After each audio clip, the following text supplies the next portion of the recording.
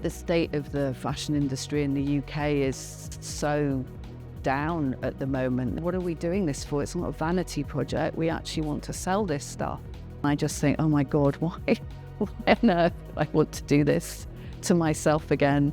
I don't know what it is about this industry that just got its claws into me. What piece of clothing or look defines your career in the fashion industry?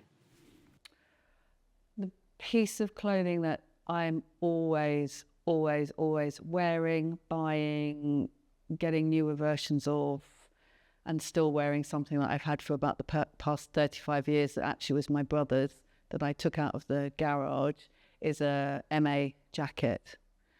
And I remember I had a navy blue one that was quite small. I was trying to do a bit of a sort of Jean Paul Gaultier on the cheap look, and I wore it to a club with my friend, the DJ Fat Tony.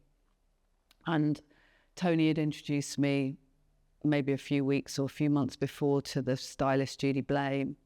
And I went out this one evening and Judy introduced me to Ray Petri. And Ray said to me, I really like your jacket.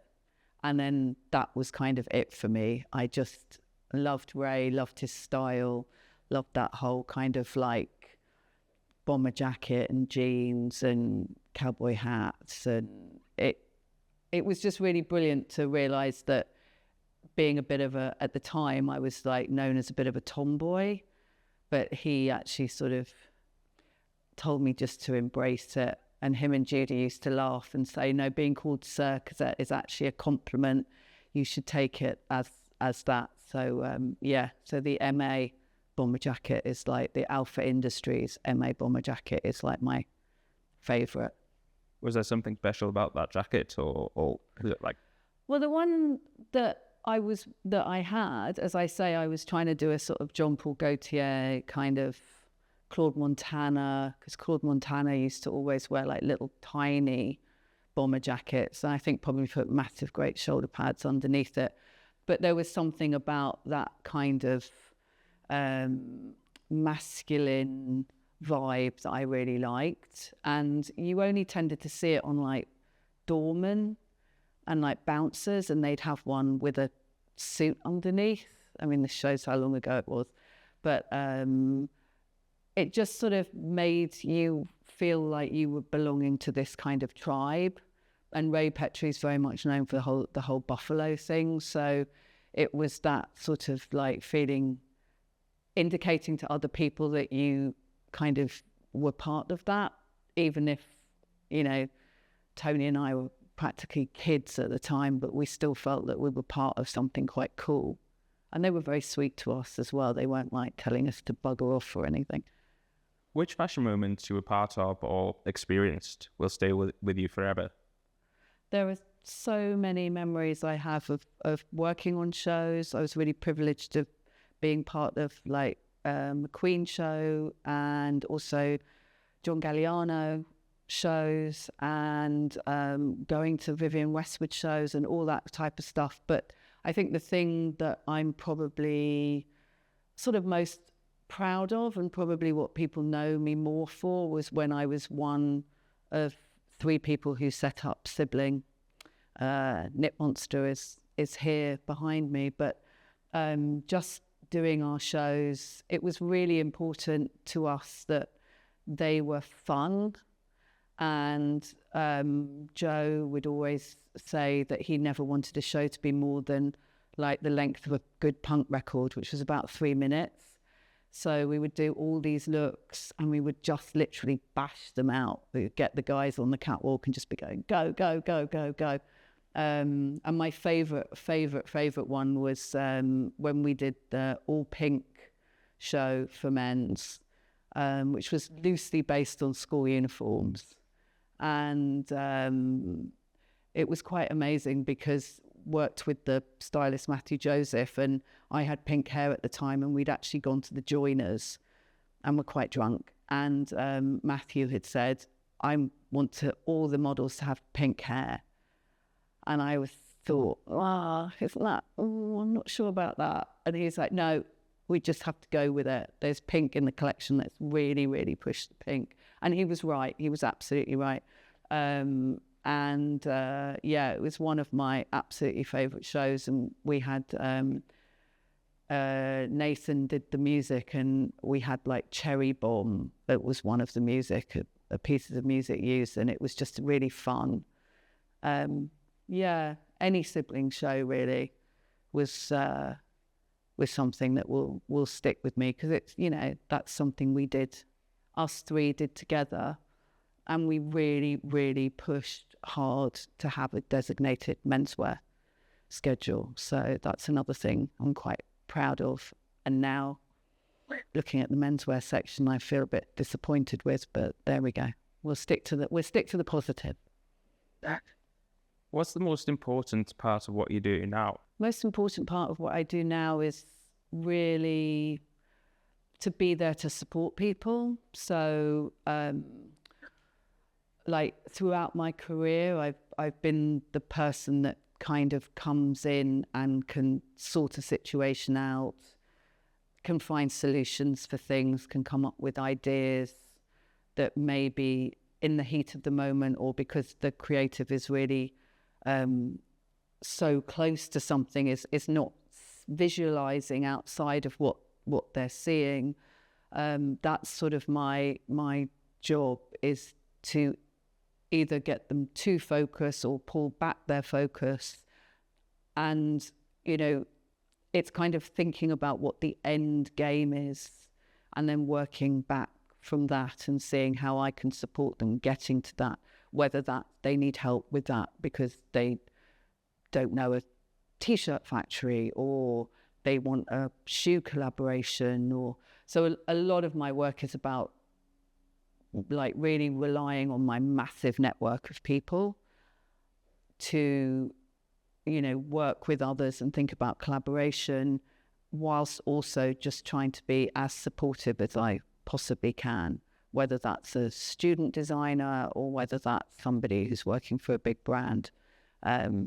Yeah, and James Long always said that he wanted me to have a business card that just said, the person who says no, because he says you often very politely just go, no, and then walk off.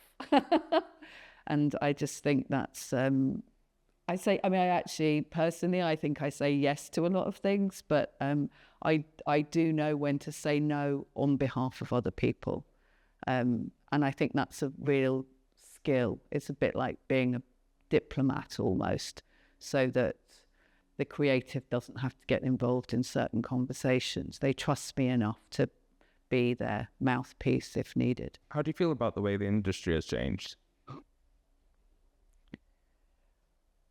I think, well, I sort of touched on it, you know, in a previous question where, you know, I said that I felt quite disappointed with the industry. I mean, a lot of that is a personal thing, because I was very, very pushy with the menswear schedule, having a designated menswear schedule in London. And it was great to have a lot of other menswear designers who also wanted the same thing. So it was this kind of camaraderie to get us a show schedule, because, you know, we wanted to show to buyers at a time when they actually had money and could then put orders in. Like waiting until the women's wear calendar was, we were like, what are we doing this for? It's not a vanity project. We actually want to sell this stuff. So when I sort of see things getting tagged on to London Fashion Week, or I see, you know, there's an announcement that June is a curated something or other at the ICA, I just feel like, well, why have we got to this? So I get it with, you know, COVID and lockdowns and everything else and budgets and things like that, but I would love it if somebody kind of came out like all guns blazing and just said, actually, sod it, we're not going to be part of your curated what have you. We're going to do our own thing, and we're going to, you know, set up our own schedule. And I'm sure there'll be lots of people looking at this and going, well, why don't you sort that out and stop whinging about it and maybe, you know, put your money where your mouth is. But the state of the fashion industry in the UK is so down at the moment. It would be a very expensive project to do, sponsorships and stuff like that. I think designers are really having to pull it out of the hat at the moment, and that makes me feel sad, because I think even when we started Sibling in 2008, we were going through a sort of downturn in the economy, but there were enough of us who felt a kind of rebellious spirit that actually really wanted to pull it off and really wanted to make a kind of a loud noise. And there was a different level of support. There was the European Union were very supportive. There were showrooms that we could be part of. We could get funding. And I think now a lot of it is do an event and then where do you go from there? There's no support for showrooms. So that's the thing that makes me most upset really about the industry. You know, in addition to the whole sustainability thing and all of that type of stuff. But for me, on a personal level, that makes me upset. On the other hand, what part of fashion do you enjoy the most? What brings you the most joy at the moment? I mean, it's quite funny because like lots of people, especially during lockdown, I think a lot of us did in the industry, we did start thinking, well, maybe we should, you know, retrain and we should maybe think about doing something else and all of that. But I don't know what it is about this industry that just kind of, it's almost got its sort of claws into me in a way. I never, ever can get away from the fact that if I go to a show, it doesn't matter if it's a, you know, Central St. Martin's show or UEL or Kingston or whatever, or it's going to like a Raf Simons show.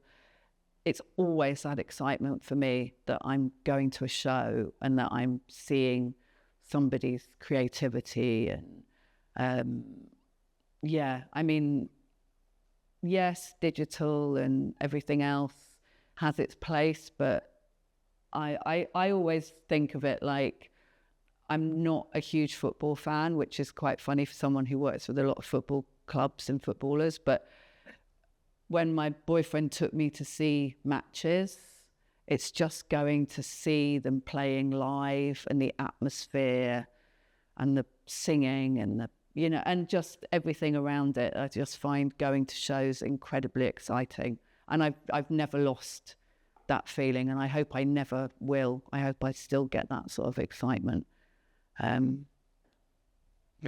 Well, is there any show that sticks out with that experience for you?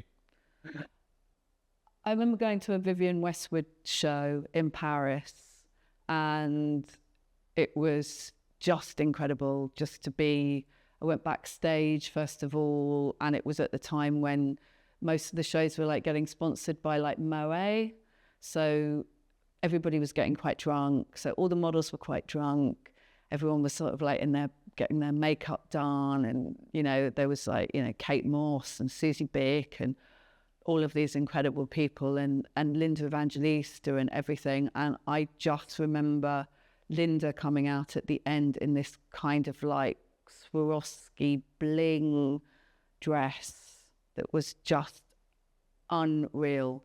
And the lights just hitting her. I mean, we were just completely blinded, but it was just such an exciting place to be. There was, people were like pushing to get in, photographers. I'm sure it was running late. Remember the photographer pit being really, really vocal and booing and everything else, but that was kind of all part of it. And shows in Paris were always like 2 hours late and stuff. You could literally go and have dinner and come back and the show still wouldn't have been started. So it was, those were always really, really exciting. And I just remember thinking that it was quite an honor to be there, and have an actual ticket and, be able to go to the after party and celebrate an umbrella. I remember one time we went, was the after party, but yeah, it was really good fun. You said doing your own shows was the highlight for you. Would you ever go back to doing that and start your own brand again? I get asked a lot to do like a sort of version of Sibling. I mean, Sibling was 3 of us, and it was kind of like the sort of perfect storm of people kind of coming together and working on things. Sid's now living in Australia and is not interested in kind of being part of it anymore. Joe, unfortunately, is no longer with us. But so to actually do something that's a version of Sibling doesn't, to me, feel right. It's like Sid and I did it without Joe for many, many years, but to work on something without Sid and have it as Sibling seems like, it just seems wrong in many ways. So I have had discussions over the years with people wanting me to do my own thing and talking about, doing kids wear or something like that. And I sort of get excited about it. And then I go and consult for a designer. And I just think, oh my God, why on earth would I want to do this to myself again? It's really, really hard work. I mean, I have huge admiration for people that are literally just putting their heads above the parapet and putting themselves out there. And it's the, the constant criticism and, and the running of a business and the whole sort of thing like that. I would very much like to do it if I felt I had a proper business plan, support, and somebody that understood that, building a brand takes time. It's not one of those things that you can just expect to turn it around very quickly in a season. So, if that person is out there, then yes, I'd be happy to talk with them, but they wouldn't be getting Sibling.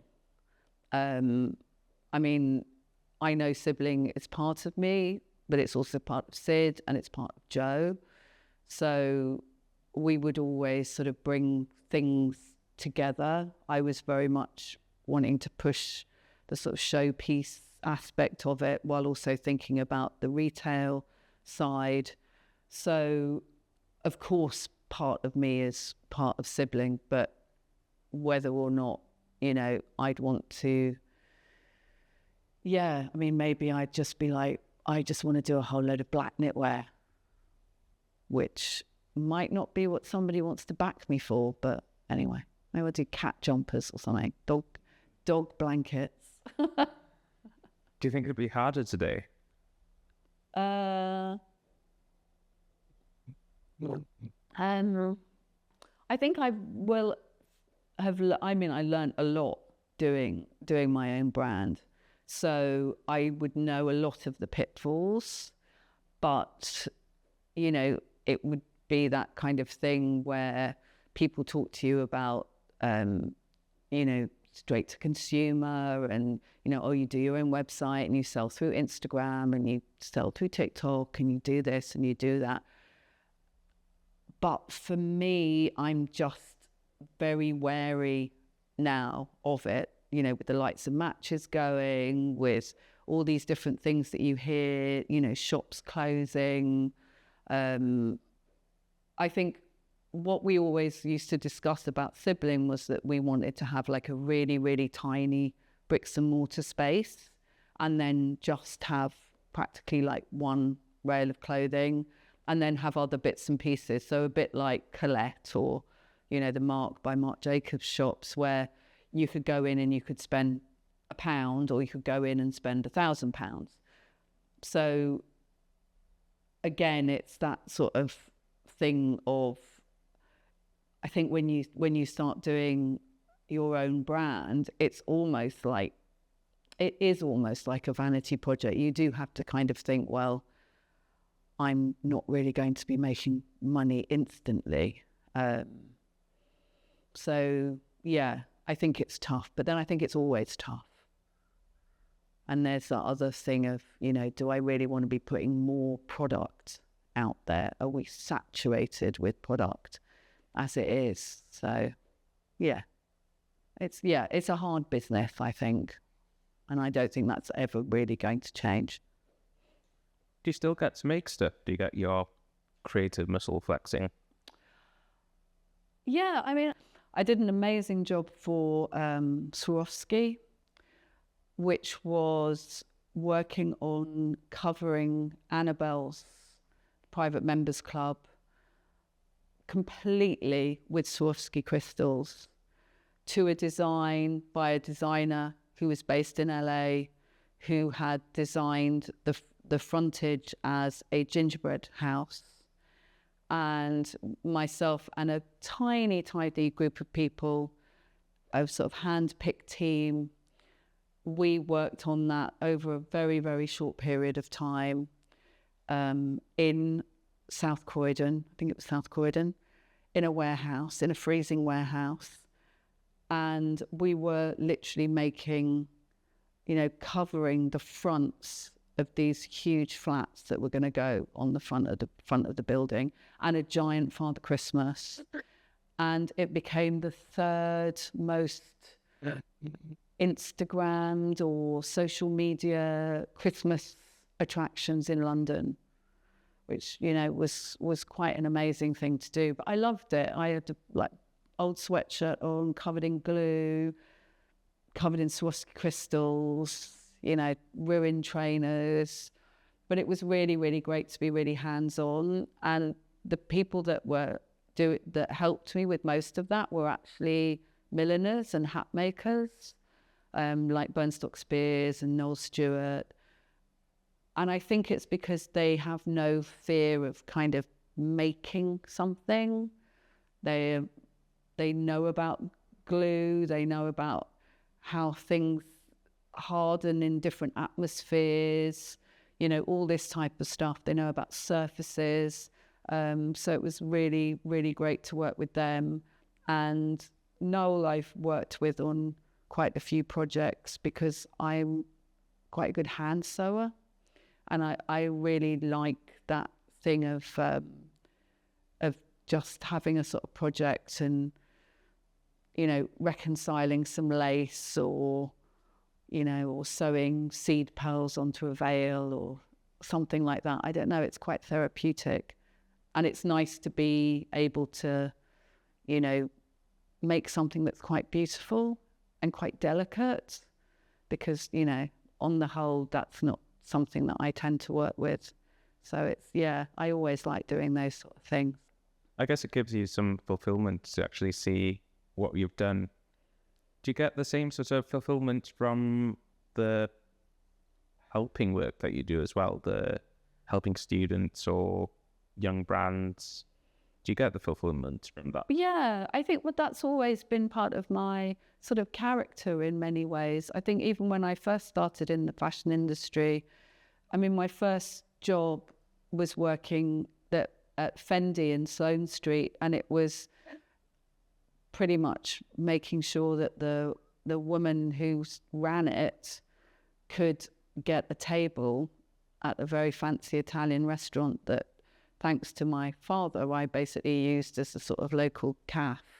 So it was always about that, like, as I say, like finding solutions or using my network to like get people to, where they want to be, even if it's just in a good seat in a fancy restaurant.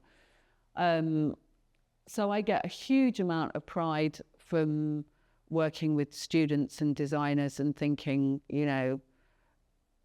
that I've helped them get to fulfill that collection without having a ton and a half of problems or things like that. it doesn't matter if I've made it myself or if somebody else has made it. I still get a kick out of, Kim Jones's shows for Dior or for Fendi, because he's somebody I've known of for such a long time. And then you see people grow and everything is kind of like, a little win. So I always get very excited about those sort of things. You're very altruistic with your help as well. Is there a risk to an industry that runs too much on that altruism?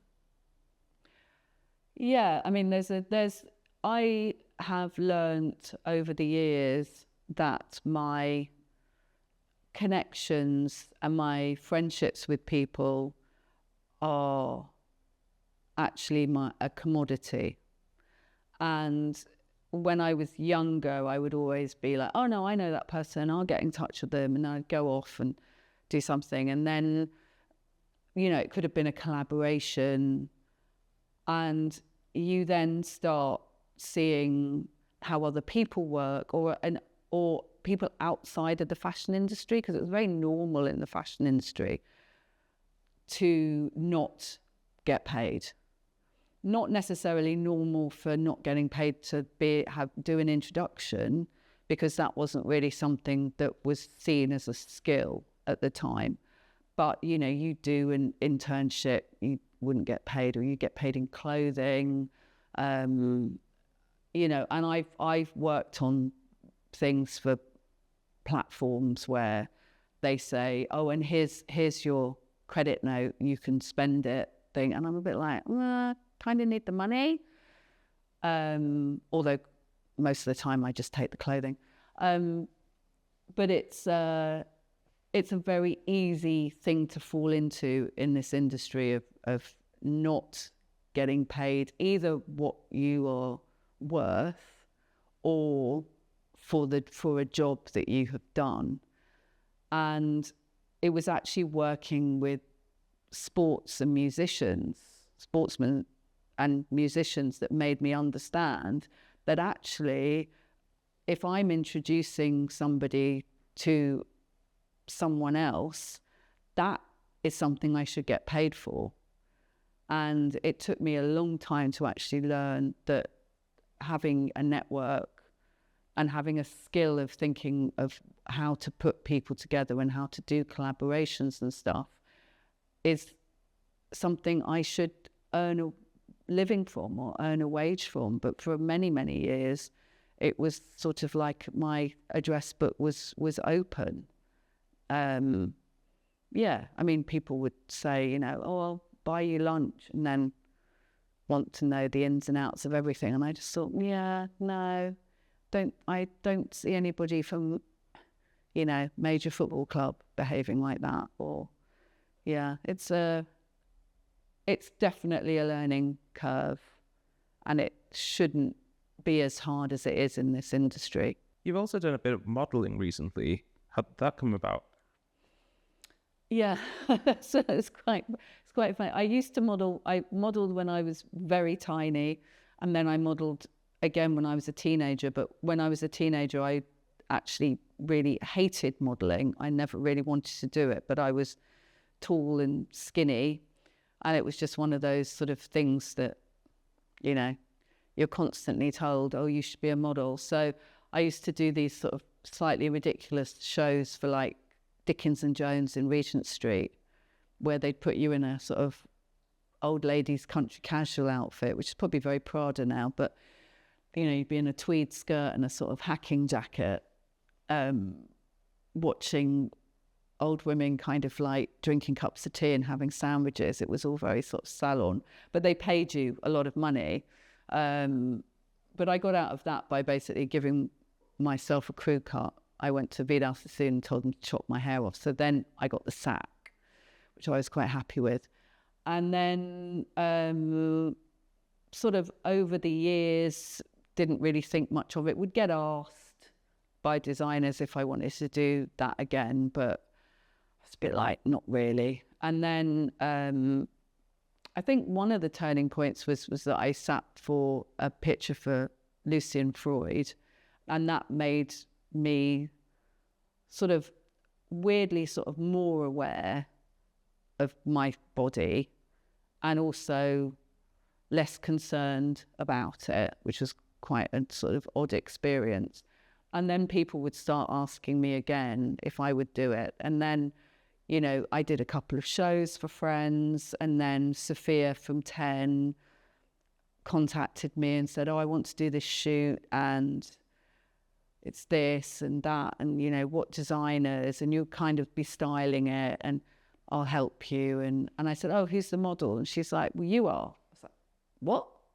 So, yeah, so I got 10 pages in 10 magazine, and also the front cover of 10 magazine, actually, with a panda balaclava on, which was quite funny. And then the one that I did with Sophia was a couture shoot, which was just amazing. I mean, when the 2 Margiela couture coats arrived, like on their own stands, kind of wheeled in, it was quite a surreal thing to actually feel like, God, I'm going to get to wear these, and, you know, some, you know, Dior couture and all this type of stuff. Yeah, that was quite amazing. And then Jordan Luca, whose shows happen during menswear, and they always end up happening either the day before or the day of my birthday. So it becomes a bit of a sort of day trip out to Milan on my birthday to do a catwalk show and then have a McDonald's and come home. You don't see many mature models, pardon the word, but yeah, well, how do you feel about that? Do you think there should be more? Yeah, I mean, I think I'm definitely, you know, it's sort of like, you know, this idea about more inclusivity and a bit of diversity on the catwalk and stuff like that, which I definitely, you know, felt like I'd hit it at the right point, especially weirdly when I then stopped dyeing my hair and just sort of like let it go grey, because I was put forward a lot for like advertisements and things like that for beauty products, and they would then be like, well, can you send some pictures and can you do this? And then they all question my age and be like, no, we want somebody who's in their 50s. And you're like, yeah, like, hello, which is sort of flattering, but also not so flattering when you think actually they were going to pay me quite a lot. But there's still this odd thing where I think in the industry where you are, I don't know, if you, they think they want somebody who's in their 50s, but actually what the art director or whoever's looking for is somebody who's probably in their 60s or 70s. Like, I think probably in my grandmother's time, you know, somebody who was in their 50s or 60s looked a certain age, and now we kind of, men and women kind of don't. So that's interesting. And then also there's the whole thing of a lot of designers, especially on the catwalk, they'll use an older model, but they tend to be an older supermodel, for example, or they're you know, a very slim older woman. They're not necessarily somebody who's a bit bigger.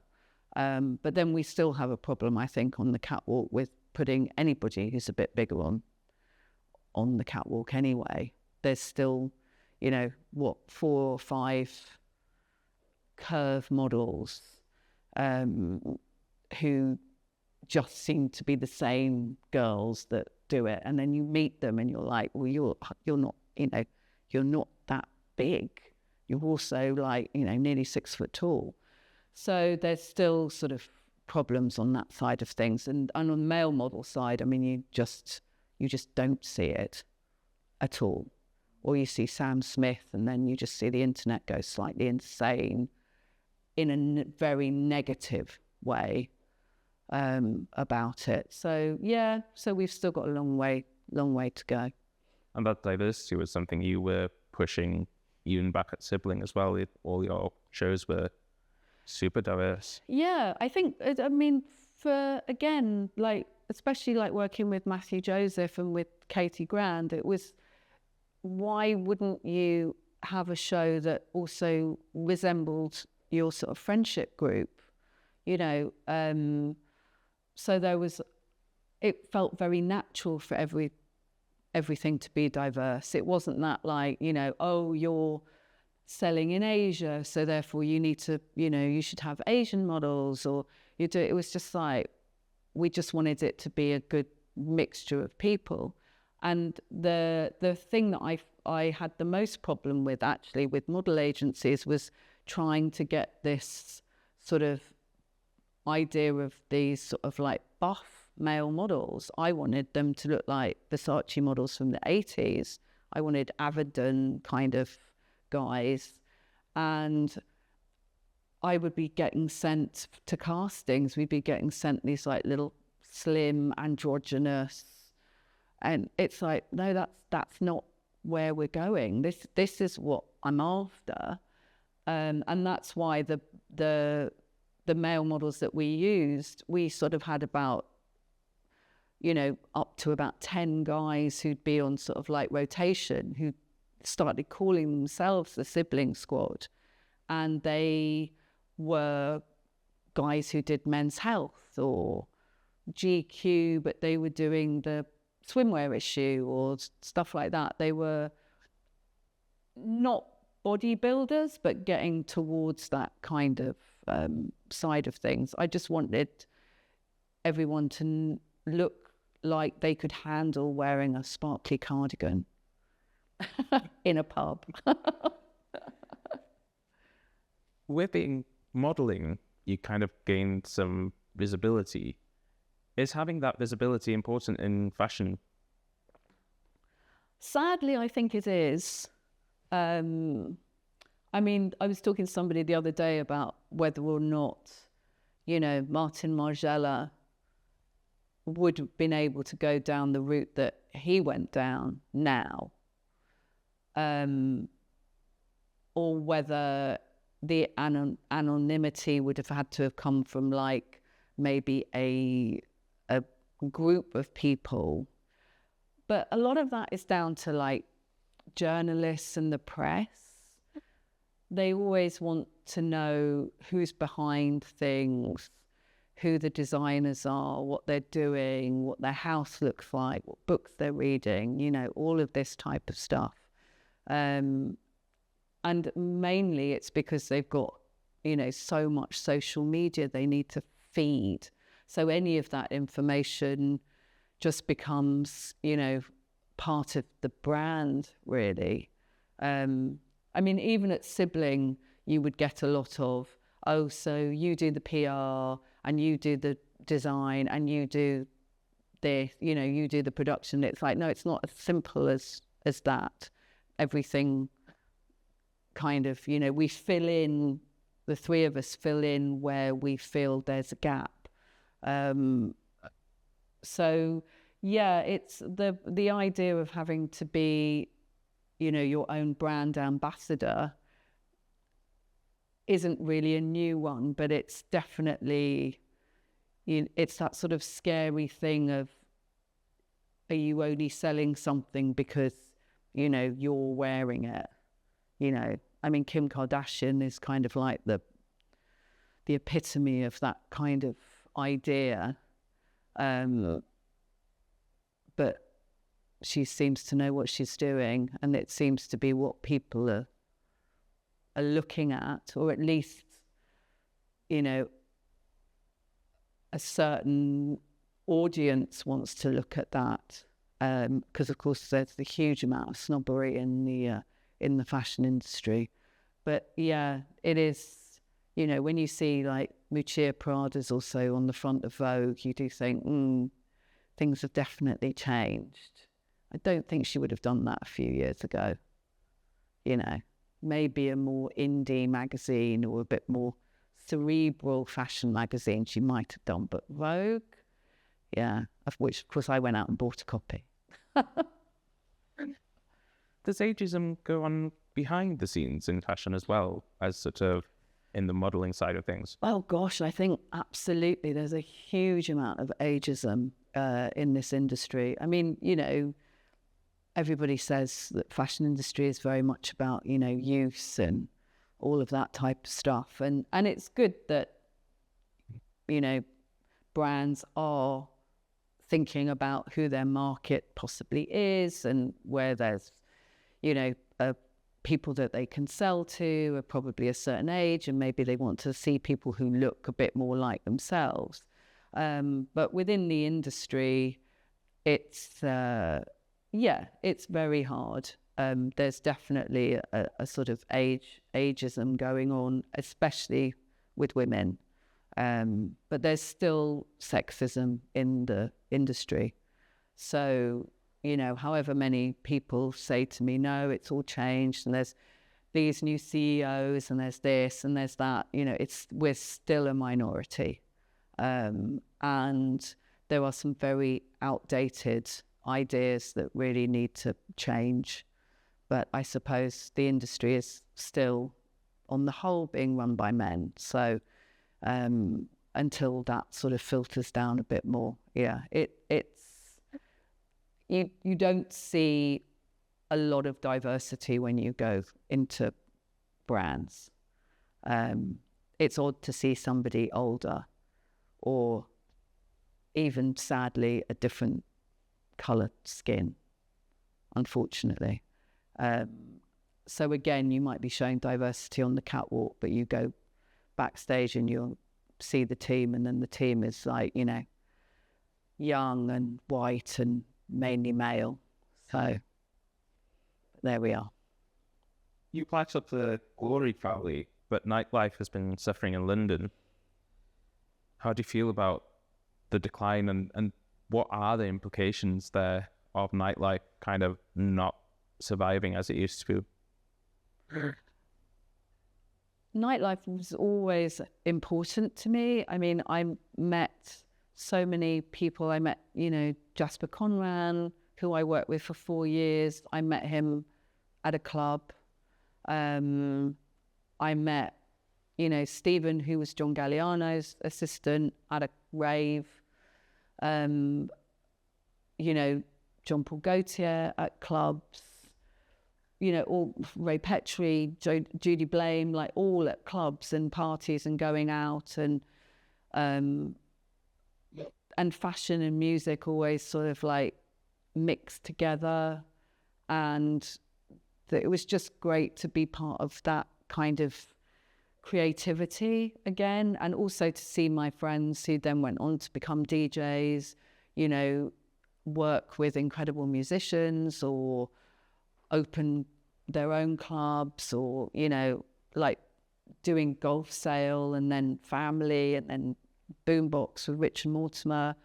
I mean, that was an amazing thing to be part of as well. Again, when I felt like I was actually probably a bit too old to be doing the door a club, when we were sort of like letting like 16-year-olds in. And I think, what was great about that was just the mixture of people again, mixture of age groups, mixture of sexualities.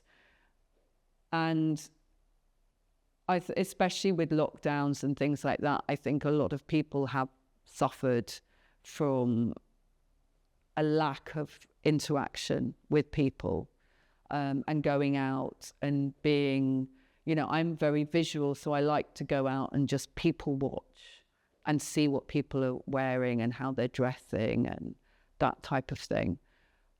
And I get it, it's expensive to go out now. So I think for a lot of people with this whole cost of living crisis and stuff, probably going out, going to pubs, that type of thing is something that they don't do either at all or as much as they wanted to, because it's just financially, like, it's just not viable. But, I mean, the Glory's moved premises, they're now called the Divine.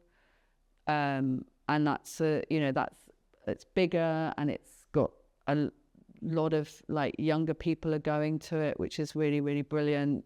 And then there's things like, you know, Adonis, which seems to be constantly rammed. So there are people going out and doing things. Maybe you have to look a little bit harder for it.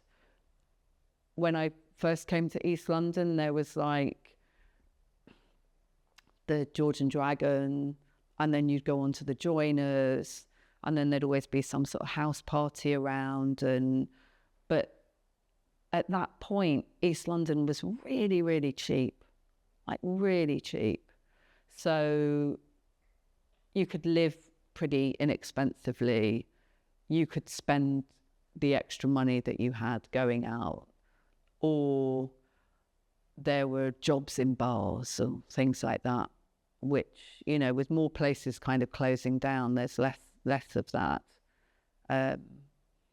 So yeah, I'm all for, I do a lot of crits with students, and one of the things I'm always saying to them is like, just go out, meet people, look at people, see what's happening. Don't be in your own little sort of post-lockdown bubble.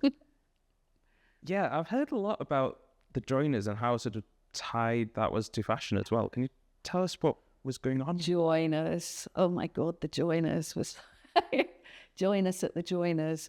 Well, I mean, amazingly, and I say amazingly because I'm still to this day not quite sure how it happened, but Richard at the George and Dragon offered me a residency every Friday. And this was like when the George and Dragon was, you know, like Johnny Woo was doing Radio Egypt there. It was like really packed and everything else. And I then asked my friend Guy if he would do like ping pong DJing with me, because we'd start at like 6 or 6:30 and we'd be out by, if we were lucky, by about 10 to 12. So that's quite a lot to be doing on your own. So we used to do the George and Dragon, and then it was just the short kind of like stagger up to the Joiners. And when I first moved to East London, I was going out to the Joiners, but the Joiners was like a late night pub. It was a bit, well, there was the Joiners or there was Charlie Wright's. And Charlie Wright's was where all the sort of Arsenal footballers used to go, and was a bit more like a pub. And the Joiners just had pool tables, quite a lot of rent boys, and very, very harsh lighting. But it was an after hours place. And then it started getting sort of DJs in, like the journalist and writer Charlie Porter used to do a thing called Macho City. So then it became a bit of a designation, like a destination place to go to. And the lighting got less harsh. And it became more like a sort of after hours club. But you could see anybody and everybody in there. I mean, it was just chaos, really. Absolutely chaos, but brilliant, you know, as well. And it only started getting bad when I think it was because of the council and stuff, they had to stop charging on the door. The doorman started getting very heavy-handed with things. I think it probably just, you know, it was sort of killed by its own success, really. It was something that you could see happening, and it was something that Richard Mortimer of Boombox was really good at. He was basically like, he sort of killed Boombox off because he could see the same thing, like the crowd was changing.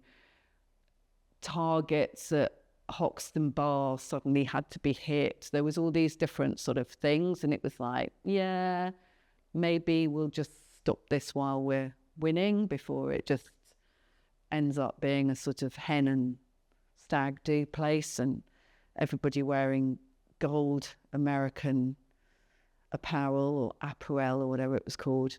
blooming swimsuits and a cape and being like, let me in, I have dressed up. Yeah. But I miss the joiners, definitely. But I think half the people that complained that it was closing probably hadn't been there for about 2 years. So there's that sort of nostalgia thing, and it's meant to be coming back in some shape or form, but I bet it'll end up being a coffee shop and not anything to do with the joiners as it was. But that's the same thing with, you know, it's like you saying, would you do sibling again? Or when people say, do you think Boombox could come back? I just think it was that sort of amazing situation we were in where everything was cheap, people had money, there was a lot of foreign students, Shoreditch was just a sort of mess of different types of people, and I don't know whether it would work again now. The residents would definitely be complaining. Most of the time we were out on the street with the George and the joiners. You've embraced social media. You're a bit of a cult favorite account. Do you think social media on the whole has been a positive force in fashion? I ignored social media for such a long time. And then when I started doing the door at Boombox, that was at the time of MySpace. And people would come up to me, and I was taking over from James Jeanette, who was this, goddess on the door. And he was very, well known and had his own clique of people. And these people would come up to me and be like, oh, but I'm friends of, Jeanette. So I'd be like, can you find me on MySpace and just message me so that I know to put you on the guest list? And it would be that I sort of embraced MySpace because of that, because it was a way of me to get to know the people who were actually coming to Boombox and get a better handle on who were regulars and what people were up to and things like that. And then, then there was Facebook and, Twitter. Twitter I'm not, or X or whatever it's called now, that I'm not on anymore because it just became a sort of just slagging things off, basically. I just didn't like the sort of negativity of it. But Instagram I definitely liked because I'm very much into visuals.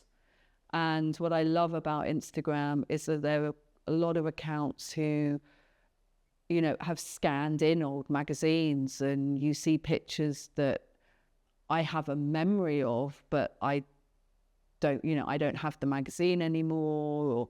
Or, so sometimes you'll see a picture, an Arthur Elgort picture from the 80s that I remember from Vogue Italia, when Vogue Italias used to be like this. And it's just really nice to see those kind of references and things again, that somebody thinks that those sort of things are important. And somebody recently put up the Azadine Alaya American catwalk show, which I didn't know ever happened. And there was film of it. And that's kind of brilliant. I mean, I just love all that sort of stuff.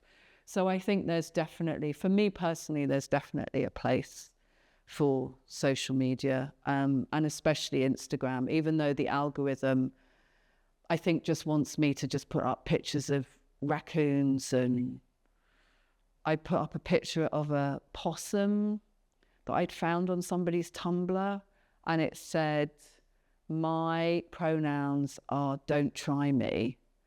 And the last time I looked at it, it had 26,000 likes.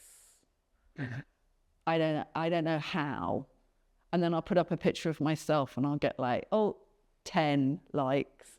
So so I don't know quite what's going on with the algorithm there, but maybe, I don't know, maybe if I dressed up as a possum, it would change it. But I do like Instagram, and I think it's a useful tool for brands. And there's things like, like Jacquemus, who has done amazing stuff on digital platforms. you know, the giant handbags going down a street, or all those sort of like little crazy little films that they do. Balenciaga, before they, you know, went understandably a bit quieter, also used to really do things that would make you think. I prefer that than just seeing a model, you know, here's a model wearing the outfit, blah, de blah. That I find a bit boring. But if it's done with a bit of humour, I always like a bit of humour in what I'm looking at. And then there's people like I Deserve Couture and is it Never Trust a Church Girl? Is that correct? And I've followed them since it feels like forever, and also have watched them grow. But I really like what they have to say or what they're posting, and it's not always, we love this is so fabulous. Quite often they'll be like, oh, I hate this. I'm like, oh, good. And then you watch all the trolls, but it's like, no, have an opinion, you know, good. I mean, style.com I'm not so interested in, because it just says something like a fact and then it sort of, that's it. I like people who have, even if I disagree with them, I like people who just say, I think this is the most hideous collection in the world. And then I'm like, okay, like, why are you saying that? Or why are you saying this is so great? And I'm thinking, no, that looks like something else by this designer from the 90s. And quite often then it becomes a bit of a sort of conversation with whoever's put it up. Because quite often they don't know, because there's no research or nothing on YouTube or something, they don't know that that designer actually did that in the 80s or the 90s. So it becomes quite an interesting discussion. But no, I think social media can be great, and I probably spend way too much time on it. There we are.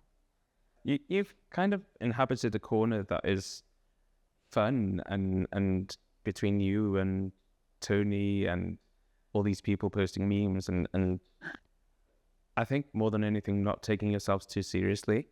I think that's really refreshing in fashion. Yeah, I mean, lots of people follow me because they say they find what I put up, I'm quite self-depreciating.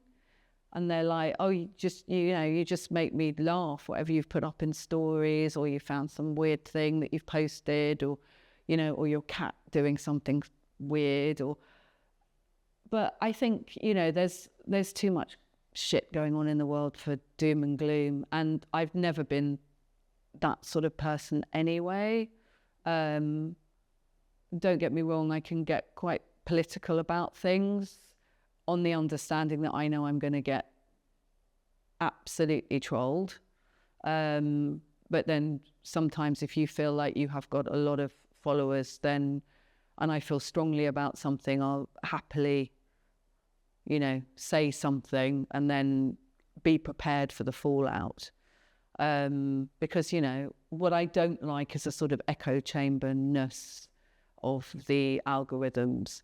So quite a lot of times people say to me, like, why do you let this person follow you or comment? Because all they do is come up with something, you know, that's so negative or the opposite to what I was trying to say. And it's because I think everybody has a valid opinion. So even if it's not my own politics, or it's not how I've seen something, I don't want to just only hear people say to me, oh yes, you're right. You know, I think exactly the same. Isn't it amazing? We all think the same thing. It's like, that's not what the real world is about. People need to, you know, have use their platforms to say, you know, within reason, of course. Nobody wants any kind of isms or phobias or whatever being put out on social media. And trolling, unfortunately, seems to be a bit of a way of life. But quite a lot of times, I think it's just by bots. You know, I'll get trolled, and then I'll look back and be like, well, who actually is this person? You know, no followers, no postings, no image. It's like, are you just on here just to basically just go and say black is white and white is black, and just to have an argument? Such is the sign of the times, I guess.